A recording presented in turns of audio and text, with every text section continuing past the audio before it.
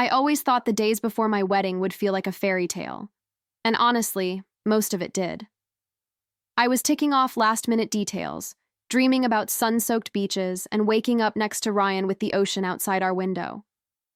My phone was full of confirmations, resort upgrades, flight details, spa bookings. I kept picturing us laughing in white bathrobes, sipping champagne under palm trees. It was all coming together perfectly. At least that's what I told myself. But then, little things started poking holes in that picture-perfect fantasy. Ryan was glued to his phone more than usual, and suddenly, he had a password I didn't know. When I teased him about it, he brushed it off with that lazy smile, the one that always used to melt me. But this time, it felt off. His best friend kept acting weird too, jumping at every mention of the honeymoon like I'd asked something taboo. I didn't want to be that woman, suspicious, paranoid, but something wasn't right. I kept ignoring the feeling, until the night he went out for drinks and forgot to hang up properly. That's when I heard it, a voicemail he clearly didn't mean for me to hear. His voice was low and slurred, calling someone babe, saying he couldn't wait to see her. My stomach dropped so fast I felt sick. I replayed it 3 times, hoping I'd misunderstood, but I hadn't. And in that moment, something inside me cracked. My heart ached, but my mind, it started racing. I didn't sleep that night. I just lay there, staring at the ceiling, listening to Ryan snore like nothing had happened, like my world hadn't just shifted underneath me. My thoughts were spinning. Was it a mistake? A drunken joke? But then I remembered all the little red flags I'd brushed aside, the whispered calls, the turned screens, the sudden guy weekends that popped up without notice. I'd been so in love, so invested in building our future, I never stopped to question the present. By morning, I wasn't crying. I was planning. That voicemail wasn't just a betrayal. It was a turning point. I checked his email while he showered. He'd left it open like a fool. That's when I found everything. Hotel confirmations, a second guest name, flights booked. For 2. She had a name, a face, and she wasn't me. I sat there, clutching my phone, heart pounding, hands ice cold. But I didn't scream. I didn't throw anything. I just started thinking differently. If he was going to betray me on our honeymoon, our sacred, once-in-a-lifetime moment, then I sure as hell wasn't going to sit back and be the victim. No, not me. Not like this. I didn't know what revenge would look like yet, but I knew I wasn't walking into that marriage blind. I was going to walk in with my eyes wide open, and maybe, just maybe, with a plan tucked inside my perfectly folded lingerie. Because if someone was going to get played, it wouldn't be me. It's funny how fast your brain can switch from heartbroken to razor sharp. I started watching him differently. Every smile felt fake now, every hug, rehearsed. He'd talk about the wedding playlist while texting her under the table. And me, I played along, smiled, nodded, took mental notes. I even started snapping pictures of us together. Those ones people post with hashtags like "town blessed." But I knew better. I wasn't documenting love anymore. I was documenting the setup. The hardest part was pretending I didn't know, laughing when he made cheesy toasts, kissing him for the cameras. I could feel this version of me, cooler, calmer, more dangerous, bubbling up just beneath the surface. The Lena who believed in soulmates was slipping away. In her place, a woman who knew exactly what to do with betrayal. I kept thinking, why should I disappear when he's the one hiding things? No, he was about to meet the other side of me, so I started making adjustments. Quiet ones. Strategic ones. I triple-checked our travel itinerary, called the airline, changed a few things behind the scenes. Nothing that would raise suspicion. Not yet. But the seeds were planted. The honeymoon was still happening. Just not the way he thought. And as I looked in the mirror that night, applying my moisturizer like it was war paint, I whispered to myself, let's give him a trip he'll never forget. I didn't cancel the wedding. Not because I still wanted it, but because I wanted the moment, the performance, the power shift. While he kissed my cheek and told guests how lucky he was, I was counting down the minutes until I took it all back. My dress, flawless, my smile, weaponized. Every photo snapped that day would live forever in his shame. I walked down that aisle with poise, not love. And when I said I do, I was really saying, watch me. The very next morning, I made the call. The airline agent chirped through the phone like it was just another day. Yes, I'd like to cancel a passenger from this itinerary. And yes, I'd like to upgrade the remaining seat to first class. Under Lena Martin, that's right. Click. Done. He wouldn't know until it was too late. I kept picturing his face at the airport, ticket denied, bags in hand, scrambling for answers. I didn't even flinch, not once. Then came the wild part, the bold move. I called Adrian. He was the one who got away, the friend who always lingered in the background, never crossing a line. We hadn't spoken in a while, but I knew he'd pick up. And he did. Lena?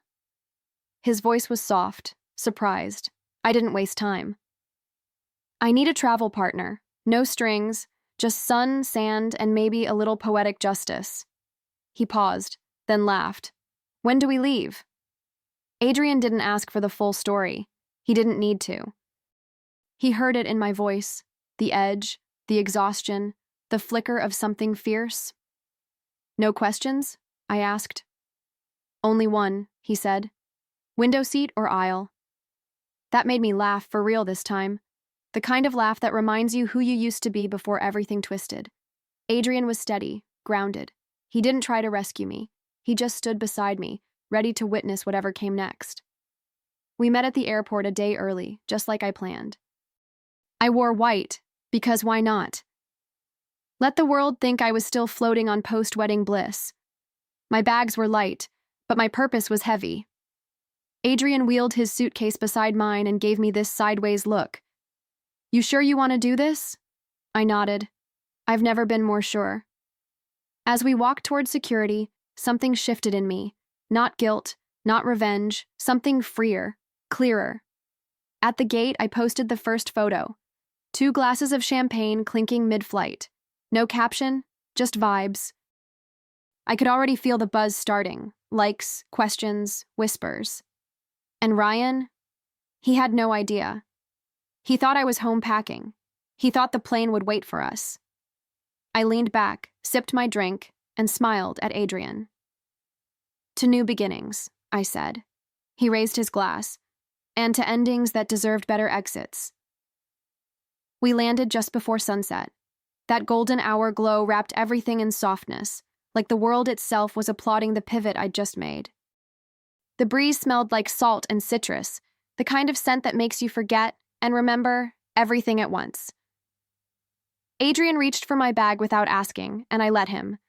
Not because I needed help, but because it felt easy, safe. We didn't speak much during the drive, just windows down, music low, letting the silence settle where it needed to. When we arrived at the resort, the woman at the front desk greeted us with wide eyes. Honeymoon suite?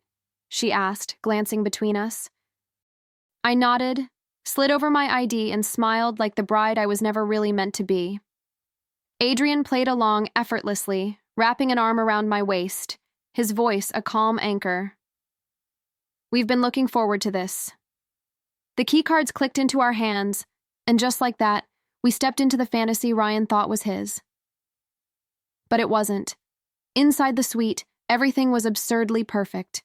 Rose petals on the bed, champagne chilling, towel swans kissing at the foot of the mattress. I stood there staring at the scene, heart pounding, not from grief anymore, but from this electric sense of control. I wasn't hiding, I wasn't hurting, I was here, with someone who saw me. And tomorrow? Tomorrow I'd start showing the world a new story, carefully written, beautifully staged, and painfully true. The next morning, I woke to sunlight pouring through gauzy curtains, the air heavy with hibiscus and sea breeze. For a moment, I forgot. Forgot the lie, the pain, the reason I was here. But then I rolled over and saw Adrian, still asleep on the couch. Yes, the couch. And it all came back, sharp and clear. I sat up slowly, letting the moment wash over me. I wasn't broken. Not anymore. I was resetting, reclaiming. And this place? It was the perfect stage. We spent the morning pretending we belonged there. Breakfast in bed, 2 trays, just to drive the image home. I made sure to wear the robe with Mrs. embroidered in gold thread, just in case the hotel staff decided to gossip. Adrian took a photo of me sipping coffee on the balcony, sun in my eyes, legs curled beneath me like I hadn't just detonated my marriage. I posted it with no context, and within an hour, my phone buzzed nonstop. Friends, cousins, even Ryan's sister, watching. Adrian didn't ask questions. He just handed me a mimosa and said, "Smile like you mean it." And I did. Not for the followers, not for Ryan, but for me. I felt beautiful, not in a made-up polished way, but in a raw, I survived kind of way. Every corner of that resort whispered luxury, but what I felt inside was louder. Ownership. Of my body. My story. My peace. I wasn't hiding anymore. I was performing, but this time, the script was mine. By lunchtime, the whispers back home had turned into noise. A few mutual friends texted me, confused. "You're there already? Is Ryan with you?" I ignored them all. I knew Ryan would see it eventually, and when he did, he'd feel it in his chest. That tight, panicked confusion, the unraveling, the fear of losing control. I imagined him refreshing his feed, staring at my smile, trying to decode Adrian's presence. It wasn't just salt in the wound, it was the blade turning. Adrian and I wandered through the resort like we were exactly what we looked like, newlyweds in paradise. He was careful, never too close, never crossing any lines I didn't draw first, and I appreciated that more than I could say. There was an ease to our connection, like we'd skipped all the awkward steps. Maybe it was the shared history. Maybe it was the freedom of knowing this wasn't pretend. It was a reclamation. Not of a man, but of myself. That afternoon, we hit the pool. I wore the swimsuit Ryan always said was too bold, the one he thought would attract too much attention. I wore it proudly. Adrian took a photo of me mid-laugh, hair wet, eyes closed. I posted it without a filter. And that was the moment Ryan finally cracked. My phone lit up with his name. 3 missed calls. 1 angry text. "What the hell is going on?" I didn't respond. I turned the phone face down. Let him stew. By the time the sun dipped into the horizon, painting the sky in coral and gold, I knew Ryan was on his way. A friend sent me a screenshot. He'd booked a last-minute flight, economy, alone. He was scrambling, furious, humiliated, and honestly, I felt nothing for him. No pity, no guilt. Just a quiet satisfaction, like watching the final scene of a story you already knew the ending to. He had planned a betrayal. I simply rewrote the opening credits. Adrian and I dressed for dinner that night. Him in a linen shirt, me in that red dress I was saving for a special moment. This was it. Not because it was romantic, but because it was mine. The restaurant overlooked the ocean, candles flickering, laughter floating through the warm air. We talked about old memories, silly things, college, music, the time he nearly confessed his feelings and chickened out. There was something tender in the way he looked at me. No pressure, just presence. When we got back to the suite, there was a bottle of champagne waiting, another honeymoon gift arranged long ago. I popped the cork without thinking, poured 2 glasses, and raised mine toward Adrian. "To what could have been," I said. He clinked his glass against mine. "And to what still might be." I smiled, not because of the words, but because they weren't about Ryan at all. I had already shifted into a woman he would never know again, and tomorrow, he'd find that out face to face. I knew he'd find me. Men like Ryan always do, the ones who cheat and lie, then gasp at the audacity of a woman who doesn't fall apart. I was by the pool, wrapped in a linen cover-up, sipping something icy and expensive, when I heard the footsteps, fast, heavy, angry. I didn't turn around. I wanted him to stew in the absurdity of the moment, Me, lounging in our honeymoon suite, while he dragged his betrayal through airport terminals and customs lines to reach me. "Lena," he barked. That voice, part rage, part desperation, was exactly what I expected. I looked over slowly, sunglasses still on, like I was choosing to acknowledge a noise rather than a person. "Well, you made it," I said, calm as ever. His face was flushed, hair a mess, his shirt wrinkled like he'd slept on it. He looked less like a man scorned and more like a child caught lying. "You humiliated me," he snapped. That was his opening line. Not sorry, not can we talk, just blame.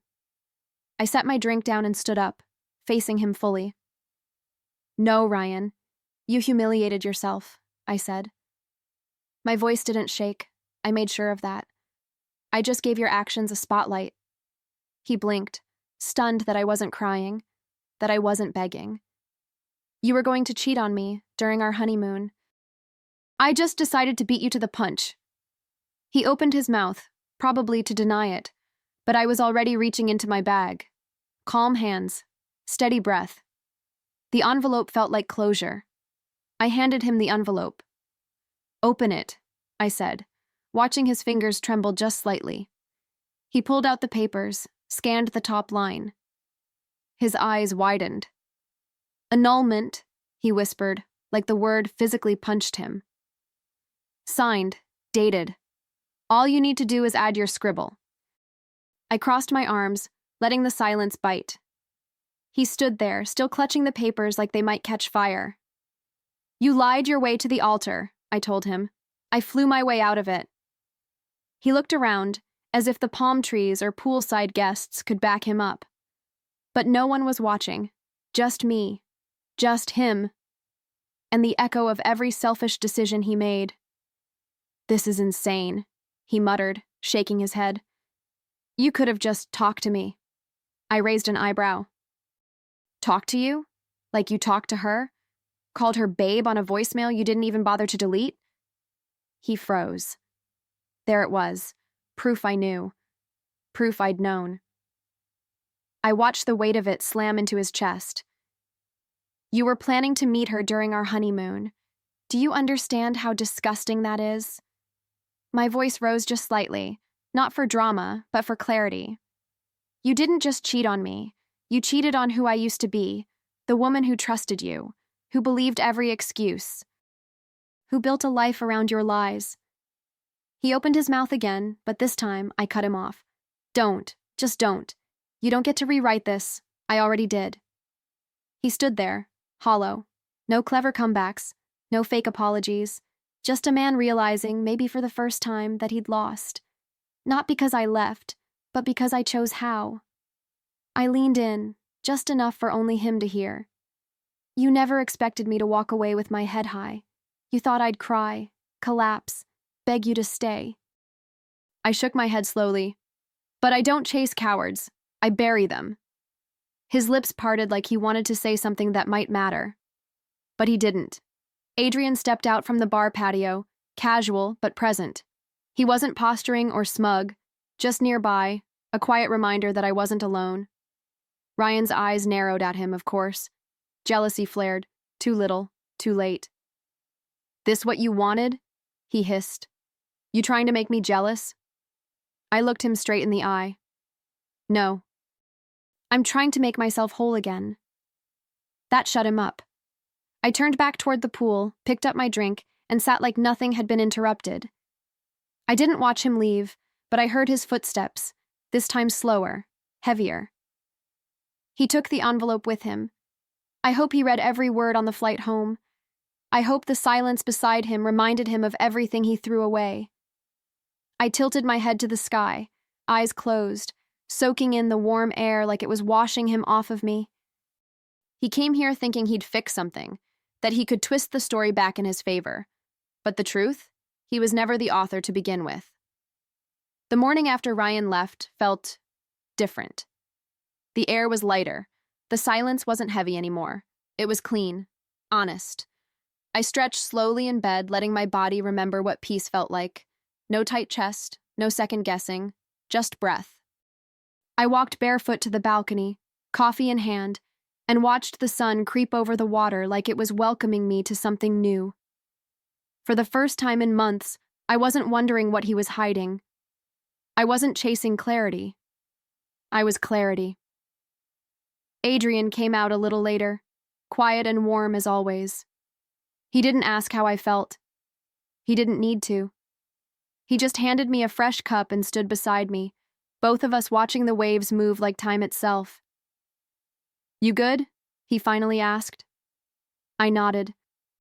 Getting there. It wasn't a fairy tale ending, but it was an honest one. And maybe, for now, that was more valuable than any perfect story ever could have been. I wasn't trying to win. I was trying to heal. We spent that day like people on vacation, not fugitives from heartache. We swam, we ate too much, we napped in the sun. Sometimes we talked, sometimes we didn't. But every moment felt easy and rare. He didn't try to fill the silence or force a spark. He just let it be what it was, two people existing beside each other in something close to peace. I think that's why I trusted him. Because there was no agenda, just presence. Back home, things were unraveling, but not for me. Someone sent me a screenshot of a gossip thread, Ryan's name trending, speculation flying.